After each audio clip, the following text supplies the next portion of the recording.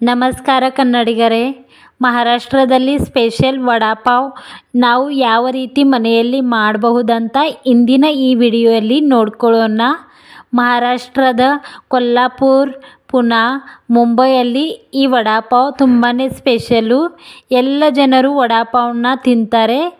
ಇದು ಈಜಿಯಾಗಿ ಮನೆಯಲ್ಲಿ ಹೇಗೆ ಮಾಡೋದು, ಜೊತೆಗೆ ಈ ಗ್ರೀನ್ ಚಟ್ನಿ ರೆಡ್ ಚಟ್ನಿನ ಹೇಗೆ ಮಾಡೋದು ಅಂತ ಇದರ ಸೀಕ್ರೆಟ್ ಇಂದಿನ ಈ ವಿಡಿಯೋಯಲ್ಲಿ ನಾವು ನೋಡ್ಕೊಳ್ಳೋಣ.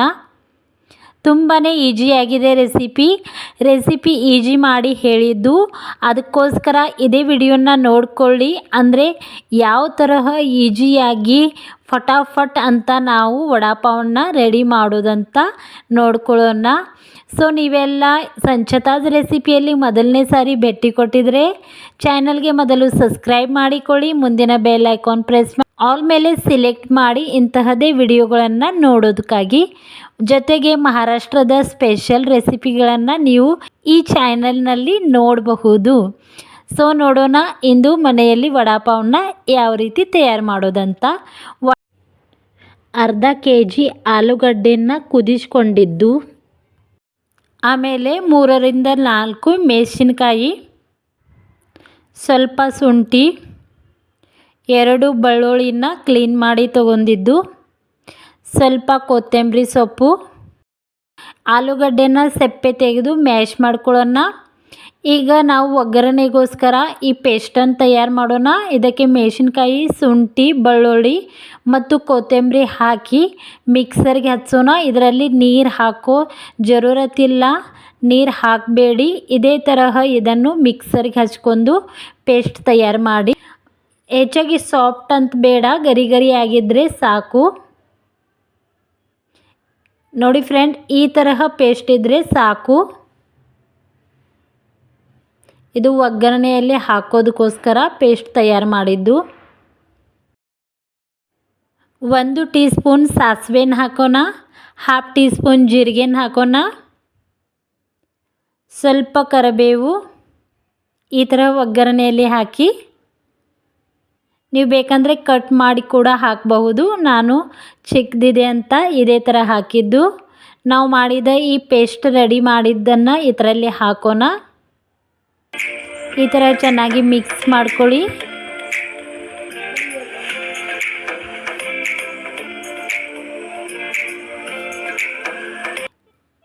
ಈ ಥರ ಚೆನ್ನಾಗಿ ಮಿಕ್ಸ್ ಮಾಡ್ಕೊಂಡ್ರೆ ಅದರ ಅಂಶ ಎಲ್ಲ ಈ ಒಗ್ಗರಣೆಯಲ್ಲಿ ಇಳಿಯುತ್ತೆ. ಆಮೇಲೆ ಸ್ವಲ್ಪ ಅರಿಶಿನ ಹಾಕಿ ಮಿಕ್ಸ್ ಮಾಡ್ಕೊಳ್ಳಿ. ಈಗ ಆಲೂಗಡ್ಡೆನ ಇದರಲ್ಲಿ ಮಿಕ್ಸ್ ಮಾಡ್ಕೊಳ್ಳೋಣ. ಆಲೂಗಡ್ಡೆ ಈ ತರಹ ನಾವು ಮ್ಯಾಶ್ ಮಾಡ್ಕೊಂಡಿದ್ದು. ನೀವು ಬೇಕಂದರೆ ಕೈಯಿಂದ ಮ್ಯಾಶ್ ಕೂಡ ಮಾಡಬಹುದು. ತೆರೆಯುವ ಎಣ್ಣೆಯಲ್ಲಿ ತೆರೆದುಕೊಂಡು ಈ ತರಹ ಮ್ಯಾಶ್ ಮಾಡಿದ್ದೇನೆ.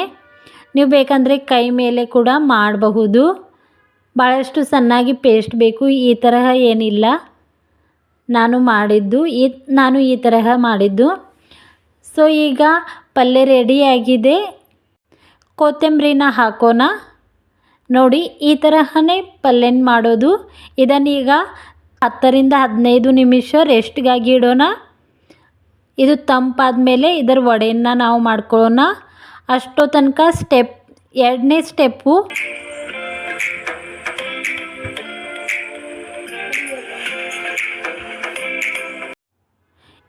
ಈಗ ಕಡಲೆ ಹಿಟ್ಟನ್ನು ತೆಗೆದುಕೊಳ್ಳೋಣ. ಇದರಲ್ಲಿ ½ ಟೀ ಸ್ಪೂನ್ ಉಪ್ಪನ್ನು ಹಾಕೋಣ, 1 ಟೀ ಸ್ಪೂನ್ ಖಾರನ ಹಾಕೋಣ, ಆಮೇಲೆ ಸ್ವಲ್ಪ ಅರಿಶಿನ. ಈಗ ಸ್ವಲ್ಪ ನೀರು ಹಾಕಿ ಇದನ್ನು ಮಿಕ್ಸ್ ಮಾಡ್ತಾ ಹೋಗೋಣ. ಗಂಟಾಗುತ್ತೆ, ಅದಕ್ಕೋಸ್ಕರ ಈ ತರಹ ಸ್ವಲ್ಪ ನೀರು ಹಾಕಿ ಗಂಟನ್ನು ಮುರಿತಾ ಹೋಗಿ.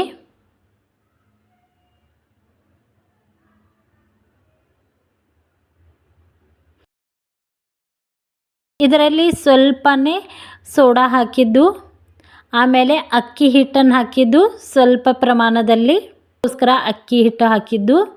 ಇದನ್ನು ಈ ತರಹ ಪೇಸ್ಟ್ ಇರಲಿ, ಅಂದರೆ ಹೆಚ್ಚು ತಿಳುವಾಗಿ ಕೂಡ ಬೇಡ, ಹೆಚ್ಚು ಗಟ್ಟಿನೂ ಬೇಡ.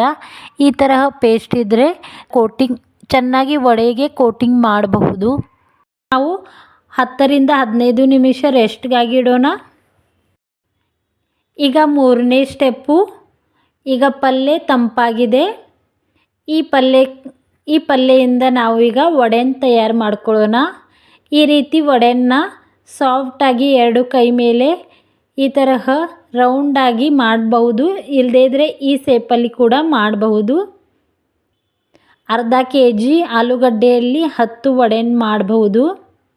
ಚಿಕ್ಕ ಸೈಜ್ ಇದ್ದರೆ ದೊಡ್ಡ ಸೈಜಲ್ಲಿ 8 ಆಗಬಹುದು. ಈ ತರಹ ನಾನು ಮಾಡ್ತಾ ಇರೋದು, ನೀವು ಬೇಕಂದರೆ ರೌಂಡಾಗಿ ಮಾಡಬಹುದು.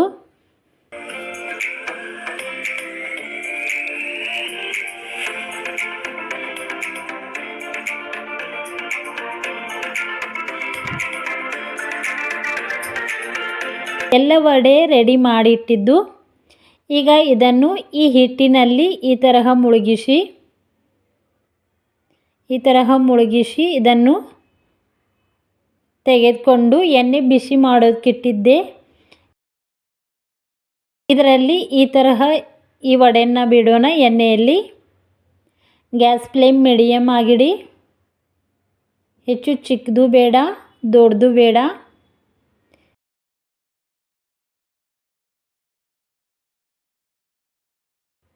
ಈ ತರಹ ವಡೆನ ಬಿಟ್ಟ ಮೇಲೆ 1 ನಿಮಿಷದ ಮೇಲೆ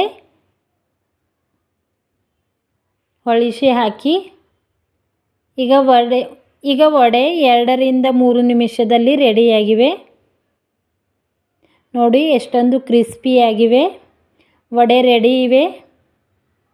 ಈಗ 4ನೇ ಸ್ಟೆಪ್ಪು, ಚಟ್ನಿ ಮಾಡೋದು ಹೇಗಂತ ನೋಡ್ಕೊಳ್ಳೋಣ. ಒಂದು ಬೌಲ್ನಲ್ಲಿ ಶೇಂಗಾ ಕಾಳನ್ನು ತೆಗೆದು ಇದನ್ನು ಚೆನ್ನಾಗಿ ಹುರ್ಕೊಳ್ಳೋಣ. ಆಮೇಲೆ ಇದಕ್ಕೆ ಮಿಕ್ಸಿಗೆ ಹಾಕೋಣ.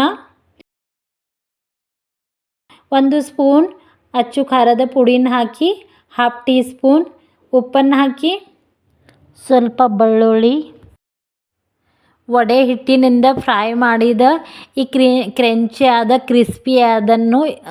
ಕ್ರಿಸ್ಪಿ ಆದ ಈ ಕೆಳಗೆ ಬಿದ್ದಿದ್ದ ಅಂಶಗಳನ್ನು ಇದರಲ್ಲಿ ಹಾಕೋಣ.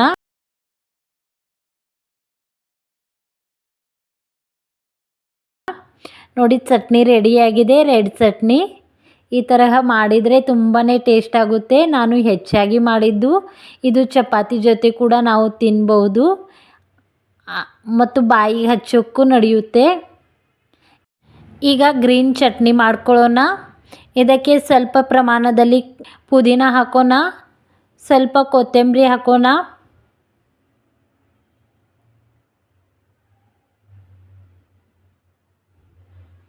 ಎರಡರಿಂದ 3 ಮೆಣಸಿನಕಾಯಿ, ಸ್ವಲ್ಪ ಬೆಳ್ಳುಳ್ಳಿ, ಸಿಹಿಗೆ ತಕ್ಕಷ್ಟು ಉಪ್ಪನ್ನು ಹಾಕೋಣ, ಸ್ವಲ್ಪ ಜೀರಿಗೆನ ಹಾಕೋಣ ಮತ್ತು ಇದನ್ನು ಮಿಕ್ಸರ್ಗೆ ಹಚ್ಚಿ ಚೆನ್ನಾಗಿ ಈ ತರಹ ಪೇಸ್ಟ್ ಆದರೆ ಸಾಕು. ನೋಡಿ ಈ ತರಹ ಇಡೀ ಪೇಸ್ಟನ್ನು. ಈಗ ಪೇಸ್ಟ್ ಕೂಡ ರೆಡಿಯಾಗಿದೆ. ಇದು 5ನೇ ಸ್ಟೆಪ್ಪು ನಮ್ಮದು. ಈಗ ಲಾಸ್ಟಲ್ಲಿ ನಾವು 6ನೇ ಸ್ಟೆಪ್ ಅಂದರೆ ಈ ಮೆಣಸಿನ್ಕಾಯನ್ನು ಫ್ರೈ ಮಾಡ್ಕೊಳ್ಳೋಣ. ಈ ತರಹ ಮೆಣಸಿನ್ಕಾಯಿ ಮೇಲೆ ಸ್ವಲ್ಪ ಕಟ್ ಹಚ್ಚಿ ಈ ಮೆಣಸಿನ್ಕಾಯನ್ನು ಈ ತರಹ ಫ್ರೈ ಮಾಡ್ಕೊಳ್ಳಿ. ವಡಾಪಾವ್ ಜೊತೆ ಮೆಣಸಿನ್ಕಾಯಿ ಇದ್ದರೆ ತುಂಬಾ ಟೇಸ್ಟ್ ಬರುತ್ತೆ. ಈ ಮೆಣಸಿನ್ಕಾಯಿ ಮೇಲೆ ಸ್ವಲ್ಪ ಉಪ್ಪು ಹಾಕಿ, ಬಿಸಿ ಇದ್ದಾಗ ಅದೇ ಟೈಮಲ್ಲಿ ಉಪ್ಪನ್ನು ಹಾಕಿ ಮತ್ತು ಈ ತರಹ ಮಿಕ್ಸ್ ಮಾಡ್ಕೊಳ್ಳಿ. ಈಗ ಎಲ್ಲ ರೆಡಿಯಾಗಿದೆ, ನೀವು ನೋಡಬಹುದು. ಈಗ ವಡೆ ಕೂಡ ರೆಡಿ ಇವೆ. ಈ ತರಹ ನೋಡಿ ವಡೆಯನ್ನು ಒಂದು ಪ್ಲೇಟಲ್ಲಿ ತೆಗೆದುಕೊಳ್ಳೋಣ. ಜೊತೆಗೆ ಗ್ರೀನ್ ಚಟ್ನಿ ಇದೆ, ರೆಡ್ ಚಟ್ನಿ ಕೂಡ ಇದೆ, ಮೆಣಸಿನ್ಕಾಯಿ ಕೂಡ ಫ್ರೈ ಮಾಡಿ ಇಟ್ಟಿದ್ದಿದೆ, ಜೊತೆಗೆ ವಡೆ ಕೂಡ ರೆಡಿ ಇದೆ ಮತ್ತು ಪಾವ್ ಕೂಡ ಇವೆ ಇಲ್ಲಿ. ಈಗ ನಾವು ಒಂದೊಂದಾಗಿ ಪಾವ್ ತೆಗೆದುಕೊಳ್ಳೋಣ. ಈ ತರಹ ನಡುವೆ ಕಟ್ ಮಾಡೋಣ. ಕಟ್ ಮಾಡಿ ಇದರ ಮೇಲೆ